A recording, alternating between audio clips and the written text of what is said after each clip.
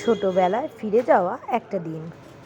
ঠিকই শুনেছ, ছোটবেলায় তো আমরা আর ফিরে যেতে পারবো না, কিন্তু যেহেতু আজ সরস্বতী পুজো তাই চলে গেছিলাম ছোটবেলার সেই স্কুলে। স্কুলে গিয়ে শুনছি স্কুলে নাকি আজ পুজো হবে না, কারণ এবারে সরস্বতী পুজো দুদিন পড়েছে। স্কুলে নাকি সোমবার হবে পুজো। তাই কি করব, স্কুলে যখন গেছি তাহলে একটু ছবি তুলে আসি। আর স্কুল বলে কথা, একটু না টানে। কি হোক, পরের দিনই না হয় আসবো। তো আজ তো সোমবার, আজ আবারও চলে গেছিলাম সেই ছোটবেলার টানে নিজের স্কুলে। স্কুল মানেই তো সেই আবেগ, সেই ভালোবাসা। যখন ছোট ছিলাম তখন ভাবতাম কবে স্কুল জীবনটা পার করব। আর এখন মনে হয় স্কুল জীবনটাই তো ভালো ছিল। সেই স্কুলের মাঠ, সরস্বতী পুজোর আগে থেকেই একটা মনের ভিতর উত্তেজনা থাকতো। কিভাবে স্কুলকে সাজাবো, কিভাবে বাইরের ছেলেমেয়েরা আমাদের স্কুলে আসবে, আরও কত কি। এখন সত্যি সব কিছু অতীত। আজকে আমাদের ছেলেমেয়েরা এখানে নতুন নতুন কালারফুল শাড়ি পরে ঘুরে বেড়াচ্ছে।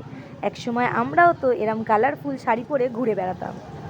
সবই কিন্তু একই আছে, আমরাও ছোটবেলা এরকম নিজের হাতের কাজ টাঙিয়ে রাখতাম। শুধু সময়টা চলে গেছে। সেই আমাদের স্কুলের ঘর। তোমরাও একটু দেখে নাও আমার ছোটবেলা কোথায় কেটেছিল। সেই স্কুল ঘর যেখানে ক্লাস 5-এ ক্লাস হতো। আর এই হলো আমাদের স্কুলের সরস্বতী পুজো। সব কিছুই আগের মতোই আছে, কিছু কিছু দিদিমণি আছে আর কিছু কিছু দিদিমণি পাল্টে গেছে। সত্যি বলছি, স্কুলে গিয়ে মনে পড়লো স্কুলের সেই পুরনো পাখা দেখো, কিছুই যেন পাল্টায়নি, শুধু পাল্টে গেছে আমাদের জীবনটা। একসময় ঠাকুরের কাছে বসে আমরাও ফল দিতাম, তারপরে ছবি তুলতাম। এখন সবই অতীত। যাই হোক, সারা বছর তো আর স্কুলে যাওয়া হয় না, আর ছোটোবেলাতেও ফিরে যাওয়া যায় না। কিন্তু এই একটা দিন সরস্বতী পুজো চেষ্টা করি যেন নিজের স্কুলটাকে একবার হলেও ঘুরে আসতে পারি। আজ নিজে স্কুলে গেছি, তাই তোমাদেরকেও আমাদের স্কুলটা ঘুরে দেখাচ্ছি। নিজের স্কুল না গেলে মনেই হয় না সেই সরস্বতী পুজো।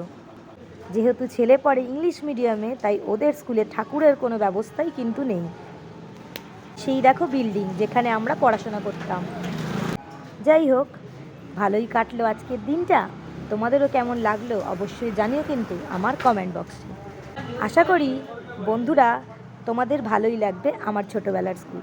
ঠিক আছে, চলো টাটা।